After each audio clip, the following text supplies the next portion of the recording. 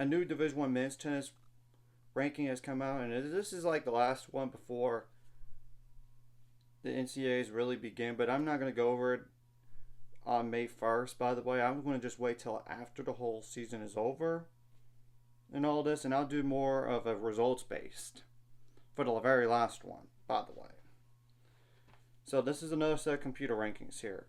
Wake Forest, TCU, Texas, Virginia, Stanford, Ohio State, San Diego, NC State, Columbia, Arizona, California, Mississippi State, South Carolina, UCF as the University of Central Florida, Tennessee, Duke, Texas A&M, Baylor, Florida State, Harvard, Michigan State, UCLA, Clemson, Oklahoma, and Pepperdine out of 1 through 25. But I'm going to go over 26 through 40 here. Georgia, USC as the University of Southern California, Michigan, Florida, USF as in South Florida, Auburn, Kentucky, Illinois, UCSB as in UC at Santa Barbara, Alabama, Princeton, Cornell, Miami, Florida, Washington, and Nebraska. And I'm going to just go over real fast, like the seeding stuff could be determined by strength of schedule, common opponents record, head-to-head matchups, and number of top 50 wins. So right now, according to it would be like Wake Forest, TCU, Texas, Stanford, Ohio State, Virginia, San Diego, Columbia, NC State, Arizona, California, Mississippi State, South Carolina, UCF, Tennessee, and Duke would be the top 16. But I would say it's a debate between them and Texas A&M in my opinion, because when you do the NCAA comparison, there's no head-to-head obviously. The components is the same record. Strength of schedule favors Duke. However, Texas A&M has more top 50 wins. So it will be interesting what the committee really does in all this. And I would personally hate to be any of those barely hosts and you get like a Texas A&M / Duke, Baylor, Florida State, and Harvard and Michigan State right now. I would be.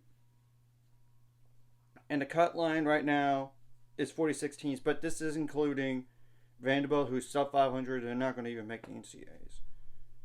And all this. So I would say the last four, and granted, there is a bid stealer in Rice who won the American Athletic Championship. So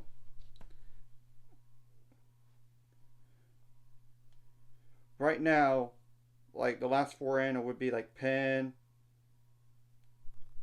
Arkansas, Boise, really technically Boise State. If you want to conclude them, that's okay.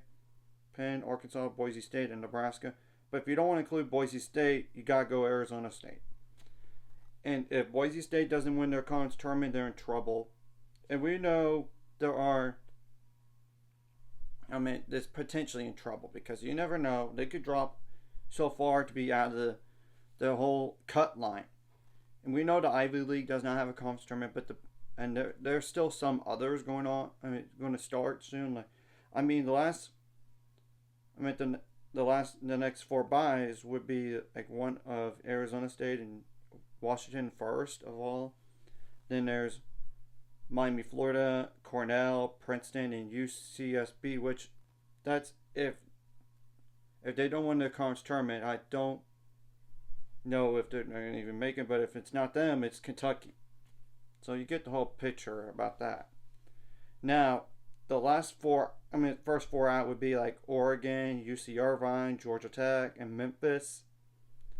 Oregon at least has a shot though. They got a Big Ten tournament.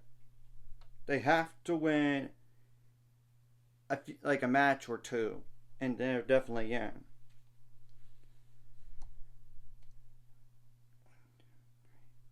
I would say the next four out would be Purdue, North Carolina, Utah, and Pacific, which Pacific's the only way to make the conference tournament is to win. To make the NCAA tournament is to win the WCC tournament, which is going to be hard with San Diego and Pepperdine anyway. And at least Purdue has that shot. So you get the whole point there. And San Diego is trying to find Ohio State is trying to find a way to be a 4 seed at best. I do not know about being a 3 seed. Maybe if it's like NCAA compare tool, if it came down to it, I'm going to just double check this real fast. Between like Ohio State and Texas, that's a question. But you pretty much get the whole point. Like, some of these teams have to win their conference tournament just to make the NCAAs.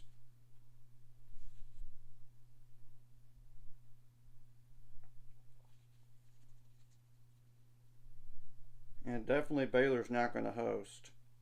And UCF is only in the top 16, by the way. It's because of that TCU win. And they were actually down Cooper Woostendijk and Pedro Vives for the match, and they did have a medical retirement. And Jack Pigeon Jones did roll his ankle the day before, so it did impact things. Well, yeah, unless like Ohio State gets more top, the problem for them is it's not gonna be enough potentially for Ohio State to move up to be as high as number 3, so to speak. So we're gonna have to wait and see what happens. Now I'm going to go over my top 10 for Division I men's tennis. Wake Forest, which they finally lost a match this year, by the way. But it's so hard to go unbeaten. Then it's TCU, Texas, Stanford, Virginia, Ohio State, San Diego, NC State, Columbia, and Arizona. And all this, and we all know Columbia does not have a conference tournament, like I said, for the Ivy League. They're not going to be a top 8 necessarily, but you know, it does make it interesting what the committee is going to do like on Monday. And now I'm going to go over the outside looking in, and it's no particular order: California, Mississippi State, South Carolina, USF.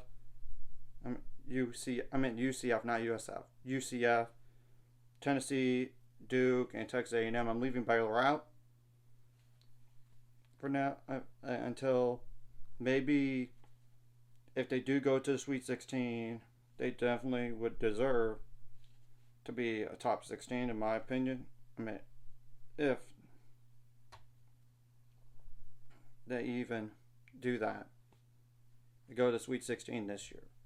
And it all depends about matchups, and I'll definitely go over the bracket once it's all released. But for those teams that are not I would say the most dangerous team right now, if you do play them in the Sweet 16 match, is Arizona. I would say so. Lose doubles to them, you're going to be down 3-0 because you're not going to beat them at 1 and 2 more times than not. And then all they have to do is find one more. But even then, they do have a good player at number 5. So yeah, they're a very dangerous team. So we're gonna have to wait and see what happens from here and what the committee does. So anyways, if you like this content, hit the like and subscribe button. See you guys later on the road to 800 subscribers. Of course, ultimate goal is 1,000 or more. Some remind this course, like video, comment video really helps YouTube background. Some more people see it. Sharing the video does help as well. Some more people could watch. And if you're watching and not subscribed, hit subscribe button for the notification bell as well.